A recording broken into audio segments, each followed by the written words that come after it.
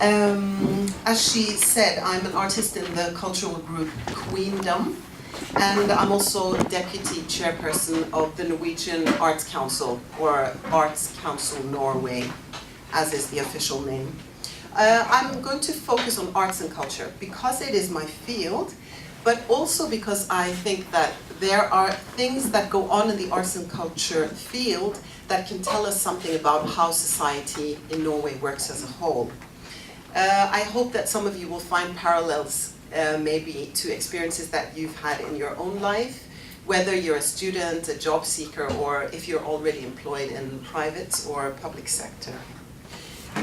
In my life and my career, I've seen the cultural sector from different perspectives, or one could say maybe 4 sides of the table. As a performer and artist, myself, as a case handler through the Arts Council Norway, a case handler of handing out money to artists and to artistic projects. I've seen the cultural industry as a woman in a male-dominated music industry, and I've also seen the cultural field as a black minority in a white country. All of these perspectives complement each other, and they've made me reflect a lot about my position in Norwegian society and also the position of arts and culture in developing society as a whole. My standpoint is that we need diversity at all levels and in all fields. The dynamics of both the performing arts and entertainment industry is affected by several things. Who are the artists? Who is the audience? And who are the gatekeepers? To give you an idea of what I'm talking about, I've chosen to use Queendom, my cultural group, as an example. It will be a case study because I believe that our story can provide insight into the developments of Norwegian society and the Norwegian arts and culture field. And it can also provide an insight into my topic, which is how to use diversity as a resource. Queendom was established in 1999 by a group of young African-Norwegian girls. We were actors, we were singers and songwriters, and we met each other through the network of a youth organization called African Youth in Norway and a theater that still exists today, which is called Nordic Black Theater. In the 90s in Norway, things were very different from what they are today. We as young African Norwegians or black Norwegians, we did not see any black people in high positions in politics, media, or in Norwegian arts and culture. We found that the major festivals, the theaters, the radio stations, TV, arts institutions did not reflect the Norway that we knew and that we were representatives of, which was a Norway that was actually quite diverse and with a lot of people from different countries. Our voices were not heard, our stories not told. One can say that young people with international backgrounds were both visible and invisible. We were visible through media as a social problem when it came to unemployment, forced marriages, female genital mutilation, crime, and gang problems. Young Norwegians of immigrant background were invisible when it came to resources as academic achievement, financial success, artistic activity. A big public debate took place in the 90s, and it was about whether a black actress could play the part of Nora in the Ibsen play from 1879 called A Doll's House. And one famous man, a very famous Norwegian white actor, said the question was ridiculous because as far as he knew, there were no Negroes in Norway in the 1800s. People that looked like us were thus absent in Norwegian film, theatre, and TV series. We were most of the time not considered for parts, or the parts that we were offered were stereotypical. The question was whether we should continue to knock on closed doors or start something of our own. And we chose to do the latter. Queendom was formed. We started writing our own stories and making our own music in 1999. Queendom became an artistic platform and an African-Norwegian sisterhood that allowed us to express ourselves freely.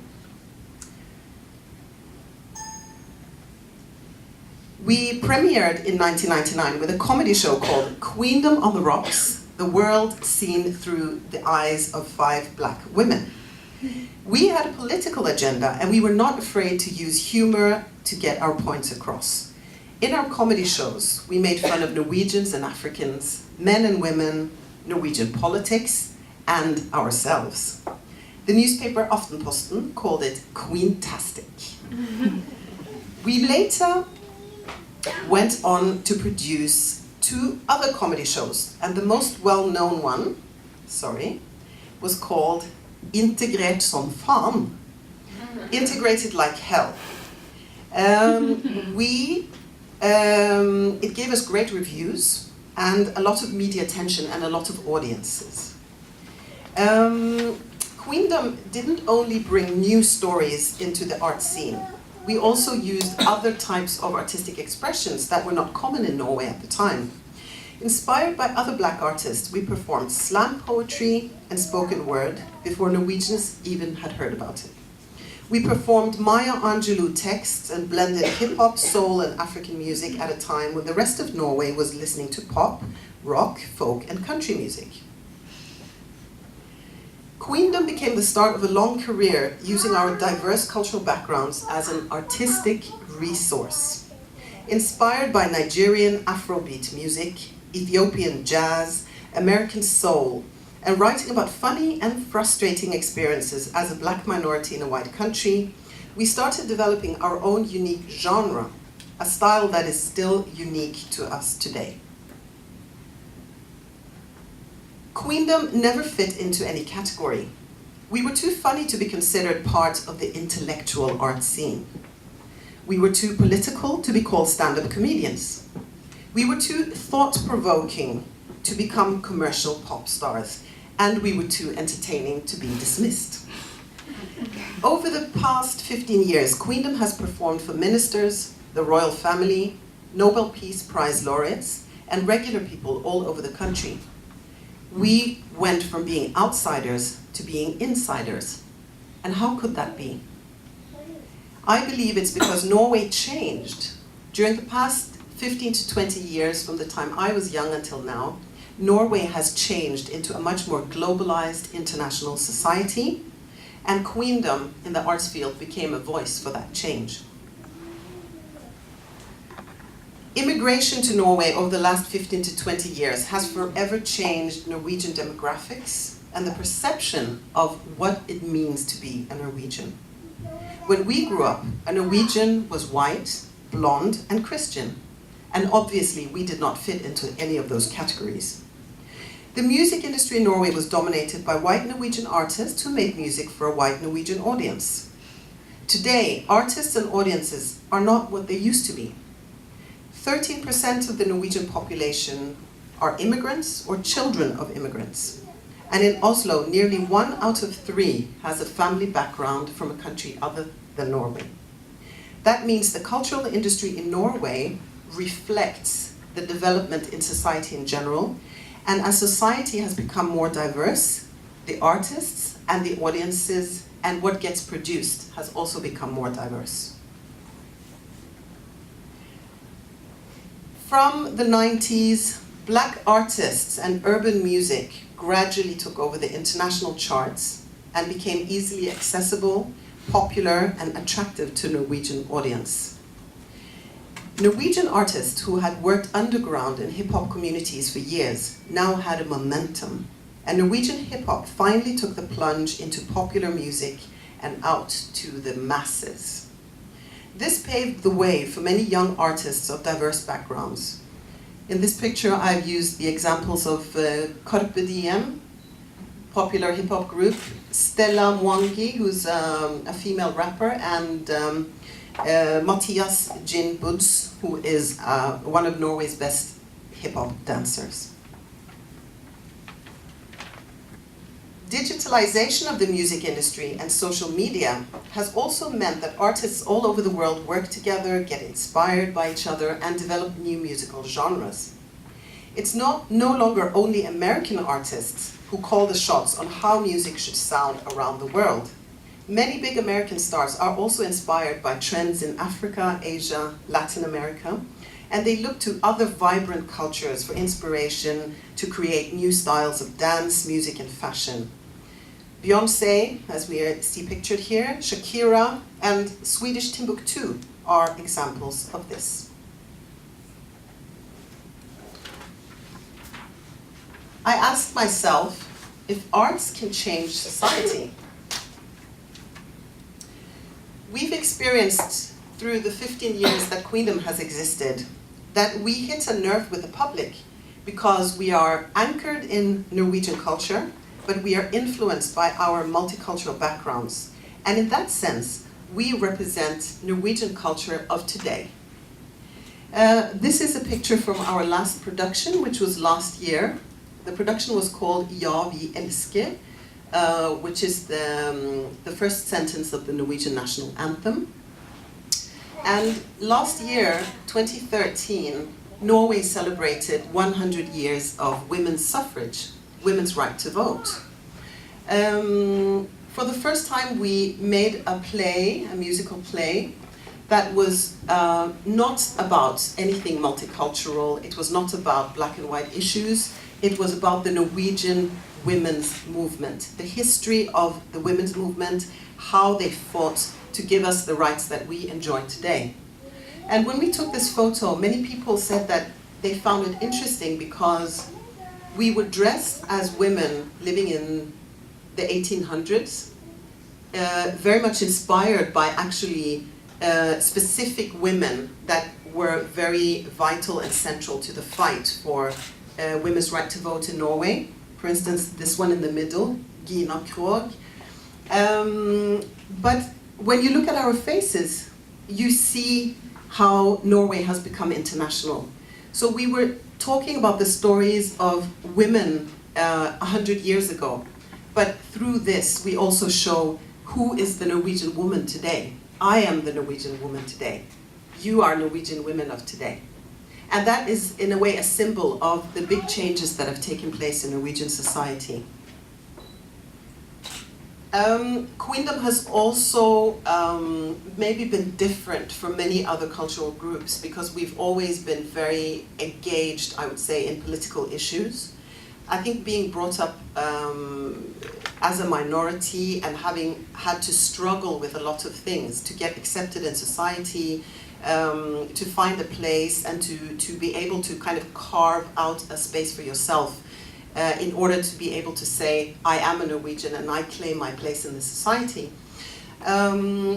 It has created, I think, a type of political consciousness in us. And we don't separate our political consciousness from the arts that we produce.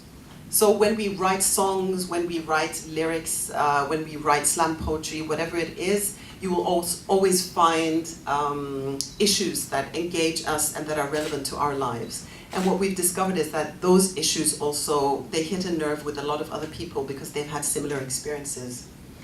And we've also not been afraid to engage in public debate on other platforms. This is an excerpt from Aftenposten last year, where one of my Queendom colleagues wrote an article criticizing this famous Norwegian comedian for wearing a blackface as she was promoting her new TV program. Sometimes the cost of engaging in discussions like this are very high. You get phone calls at night, people write terrible things, comments on internet about you. But for us it's still worth it because we feel we have a position in Norwegian society. We are adults, we are grown up now, and there are certain things that we can say and do that are more difficult for younger people to say and do. And we've had many young people come to us and say, I'm so glad you guys are saying these things.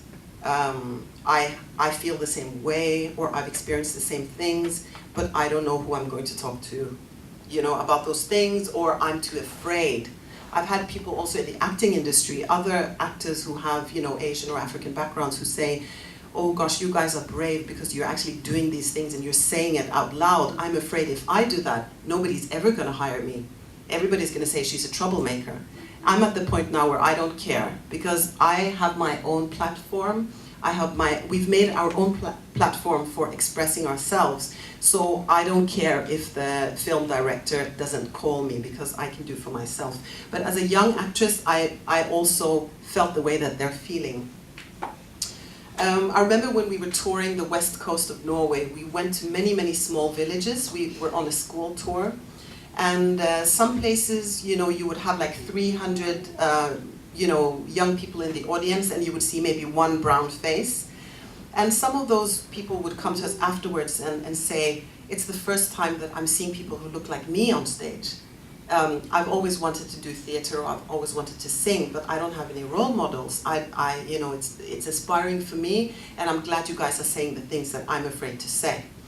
There was one girl we met when we were touring. She was adopted from India, grew up on a tiny little island with 300 people outside the coast of Møre. We're still in touch today.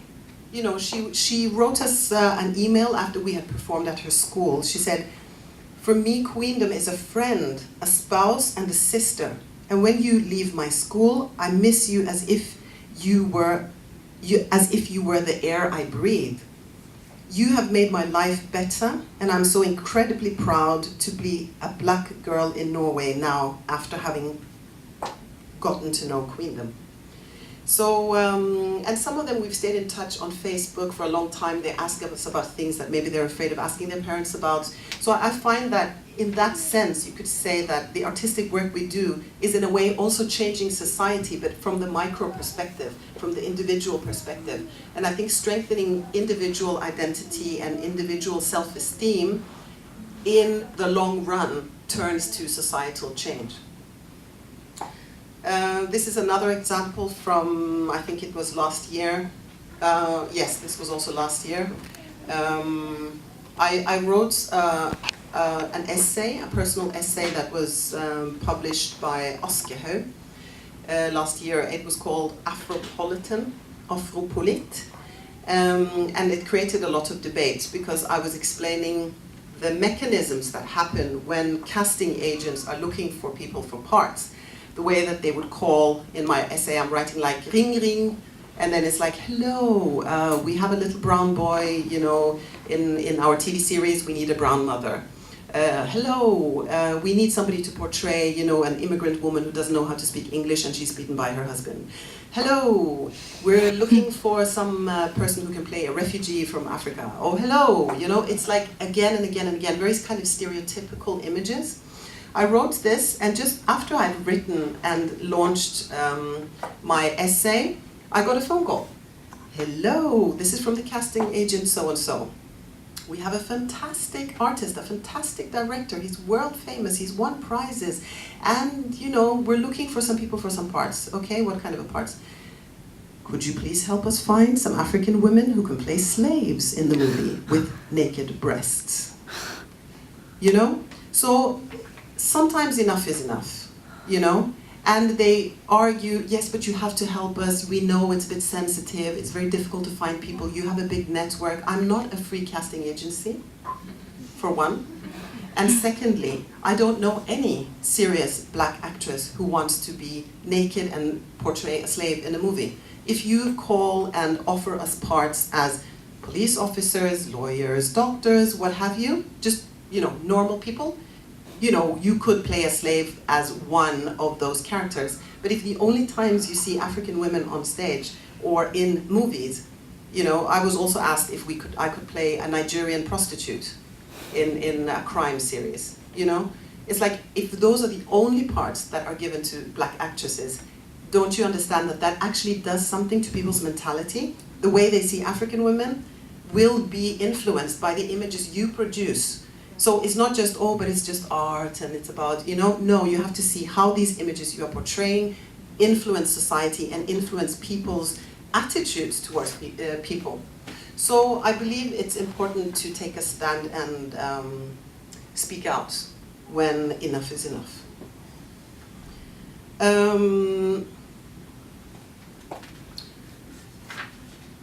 What is Norwegian culture? Many people say brunost, waffles, skiing, anything else? Dugnad. You know, we can go on and on. All these things are Norwegian culture, absolutely. But the point about culture is that culture, as I think most of us know, is not something static. Cultures develop, have done so since the beginning of mankind and will continue to do so. So just as any other culture in the world, Norwegian culture is developing, and it is not the same today as it was yesterday, 100 years ago, or 1,000 years ago. When I was young, I felt I was not accepted as a Norwegian, and thus I didn't want to be a Norwegian. Because I felt like Norwegianness was a category that was so tight that I could not fit into it. Norwegianness was a category that could not encompass my Africanness. So I had to choose, and people would ask me, are you Ugandan? Are you African or are you Norwegian? You know, I'm both. Nei. Er du norsk eller er du ikke norsk? You know? So today I feel because Norway has changed to a large extent and become a much more multicultural society, it is possible to be both. You can be however many things you want. And it's, you know, and it's also a discussion about, you know, who has the definition power, who has the power to decide and define who you are and which category you belong to.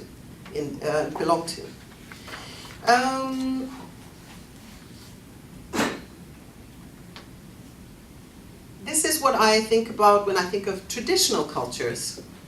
You know, traditional African culture, African man in colorful clothes playing drums, you know? Traditional Norwegian culture, bunad and folk dance, hardingfele, you know. Yes, Norway came from a nation of fishermen and peasants, but we have become a globalized society that exports fish, exports oil, exports democracy, exports gender equality. And all these things make up what Norwegian society is. You find elements of what Norway used to be, and there are a whole bunch of new things that make up Norwegian culture today that is different and new. Arts and culture, you know, this is also Norwegian culture. This is a crew called Mama crew. In the hip-hop industry is still very male-dominated, but this is a women's collective, a girls' collective of women DJs and hip-hop artists, and they do DJ courses for young girls, and they do empowerment courses, how to start your own business, those type of things. This is also Norwegian culture. Young Norwegians are part of an international youth culture. And I'm sure when it comes to hip-hop especially, I think a hip-hopper from Oslo, a hip-hopper from Tokyo, a hip-hopper from, you know, Johannesburg, South Africa, have so much in common that makes them probably feel united and makes them maybe feel very different from the parents' generation. So there are many things that are similar, especially within youth culture.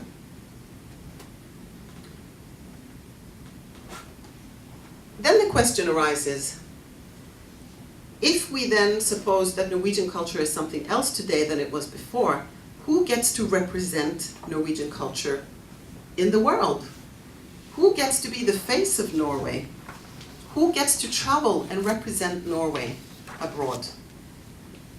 We traveled to Zimbabwe a couple of years ago with money from the Norwegian Foreign Ministry, and we performed at a huge festival for a Zimbabwean audience.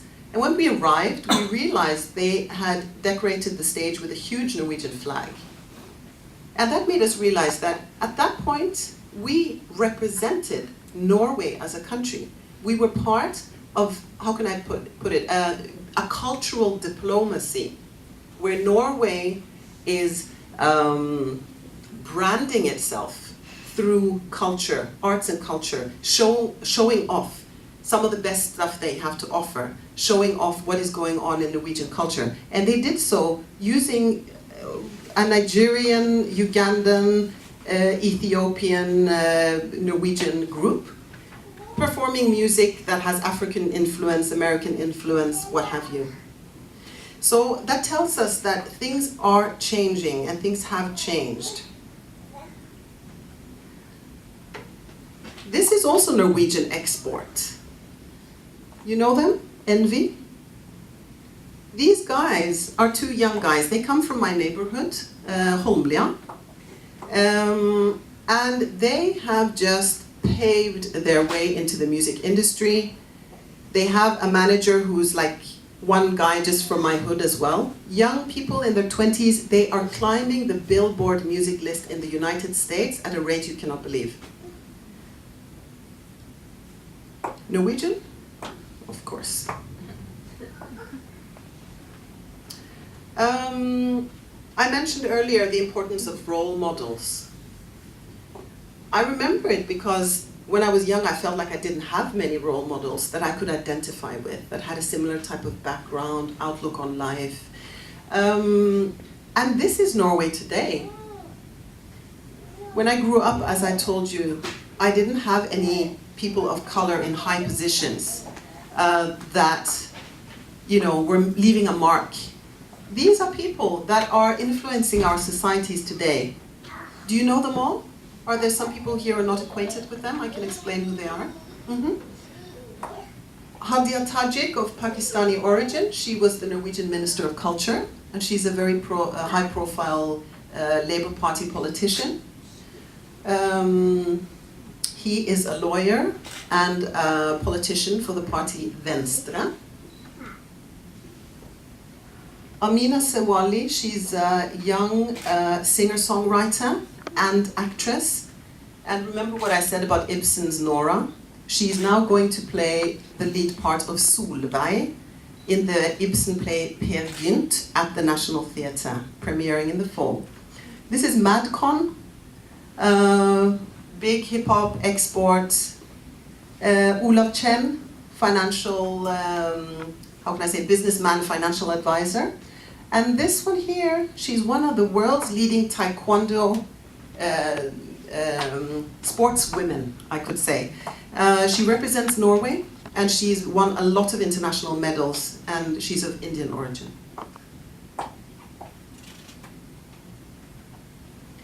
So my point is, who is the Norwegian today? Who can represent Norway? This is, to me, the new face of Norway, as you all are.